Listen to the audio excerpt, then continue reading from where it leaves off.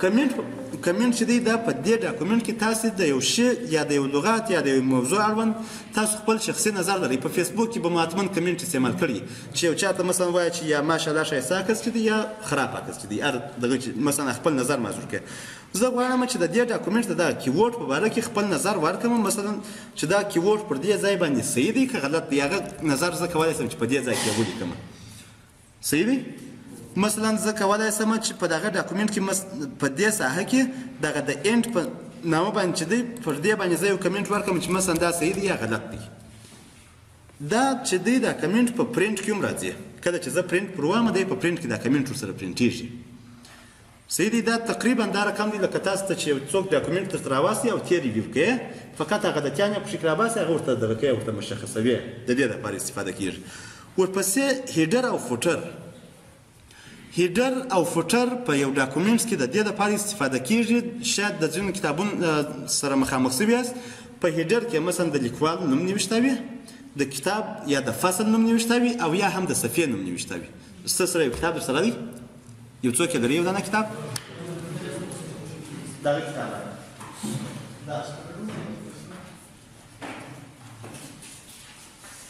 اوس په دې ځای کې دغه چې دی د جزا نړیوال حقوق مثلا 40مه صفحه دا 40مه صفحه دا په هیډر کې راځي.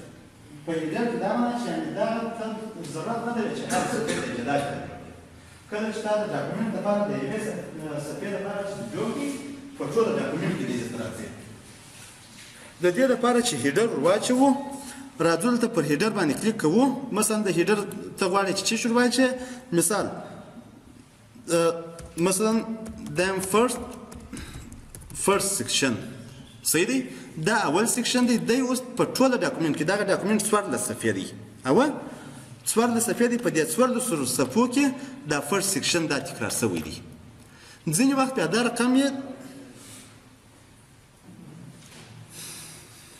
د شنبې د ورځې څخه بیا ناوخته رالاست، یعنې هېڅ ضرورت نشته چې ته باید ووایه. فقط ما د دې لپاره راځي چې په حاضري کې دا نوم لیکلی دی چې ما ځان حاضر کړي. د یارانه مارکېټ څخه نه چې د ډنډ څخه د زابل څخه چې پر پښو باندې راځي هم نوم دې لیکلی دی. دلته وخت مو ټاکلی دی چې 12 بجې دی.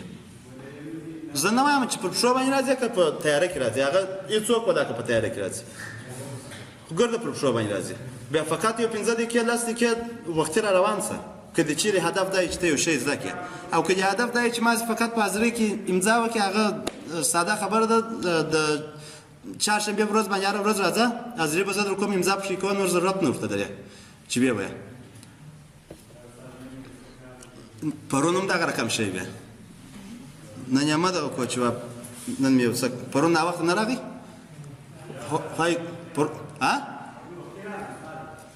پرون ما نه درته ویل چې مال دا وخت راتلو دي تا را باندې ناوخته دي. نن وخت راغلی پرون پر 10 کم باندې راغلی نن پر 15 کم باندې راغلی. بالا خیر پرېږده. نو د هیډر څخه هدف دا شي مثلا زه دا رقم هیډر غواړم چې واچوم. په دې ځای کې کولی شم چې فرست سیکشن ورته ولیکم، په دې ځای کې کولی شم چې د لیکوال نوم ورته ولیکم او په دې ځای کې کولی شم چې د صفحې نمبر ولیکم. ځینې کسان د صفحې نمبرو عنوان یا سیکشن یا مثلا د کتاب نوم په هیډر کې راولي او ځینې کسان بیا دغه شان په فوټر کې راولي. فوټر چې بیا دی عینا دغه موضوع ده خو د صفحې په اخره کې راغلی دی.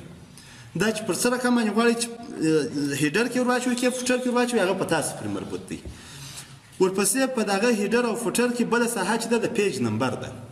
پیج نمبر د دې لپاره استفاده کېږي چې موږ تاسو غواړو چې دا به هم کلوز هیډر کمه دا به هم کنټرول زید کمه.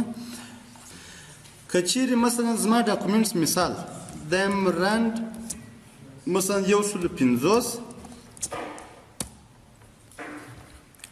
دلته دا ډیزاین ته به یې ور راسم دا پاراګراف سپیسینګ به یې دا پاراګراف سپیسینګ به ورکړم. اوس دا ډاکومنټ چې دی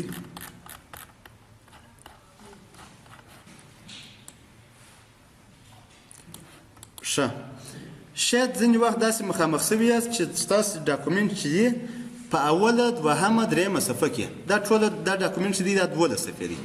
تاسو غواړئ چې په اوله دوهمه درېیمه صفحه کې هیڅ نمبر یا ورنه کوي او یا مثلا یو رقم نمبر ورکوي وروسته نورو صفحو ته بیا بل رقم نمبر ورکوي اکثره کسان د دې سره مخامخ کیږي او دغه شی هم ستا په پښې کې چې مثلا زه یو سیکشن ته یو رقم نمبر کوم بل سیکشن ته بل رقم نمبر کوم د هغه دپاره راځم مثلا دا مې اوله صفحه ده ورپسې دا مې دوهمه صفحه ده دا مې درېیمه صفحه ده زه غواړم چې اولې و دوهمې صفحې ته نمبر ورنکړم په دې خاطر باندې چې په هغه کې فهرست راغلی دی د لیکوال په باره کې معلومات راغلي دي د کتاب په باره کې معلومات راغلي دي اصلي کتاب چې دی هغه د درېیمې صفحې څخه شروع دی مثال نو د درېیمې صفحې په سر کې زه کلیک کوم دلته چې مې کلیک وکړئ راځم و لیاوټ ته په لیاوټ کې پر بریک باندې کلیک کوم پر نیکسټ پیج باندې کلیک کوم دا دواړه طرفونه یې سره جلا کړل یا دا ډاکومنټ یې پر دوه برخو باندې وویشتي که یې چیرې نه منئ چې پر دوه برخو باندې ویشل سوي دي راسئ دغه ساحه موږ نه وویلې اوس یې دا لیدل کوو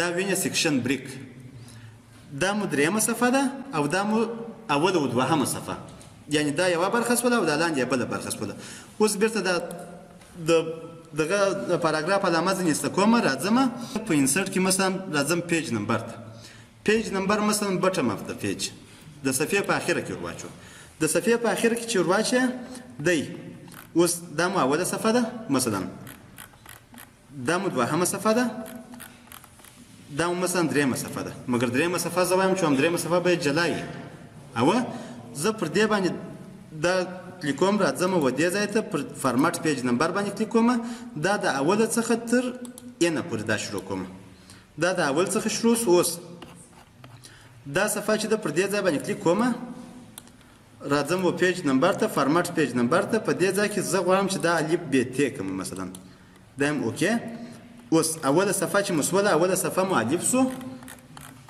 دوهمه صفحه مو ب شوله اصلي سیکشن چې مو شروع شوی دی کتاب هغه مثلا اول نمبر یې ورکړئ په دې ځای کې ته کولی شئ چې سیکشنونه هم سره جلا کړې په دې خاطر باندې چې اصلا دا دغه چې دی دا سیکشن بریک دی موږ چې ورواچوئ یعنې پر دوو سیکشنو باندې ته کولی شئ چې مثلا خپل ډاکومنټ پر درو برخو باندې وویشې پر څلورو برخو وویشې پر لسو پر هر څو برخو چې مونیات وي پر هغونې برخو باندې ویشلی شئ او تغییر و تبدیل پکښې راوستلی شئ چې مثلا د اول سیکشن نمبر سیسټم باید سره کم وي د دوهم سیکشن ده زه نه پوهېږم چې تاسو به په کتابونو کې دا شی لیدلی که به مو نه لیدلی چې اول د کتاب د اولې برخې وو د دویمې برخې د نمبرو فارمټ یې فرق سره کوي مثلا په یوه ځای کې شاید ای بي سی وي وروسته بیا د یوه څخه تر ای نه پورې مثلا شروع شوی وي د دې لپاره موږ استفاده ځینې کوو دا هم پیج نمبر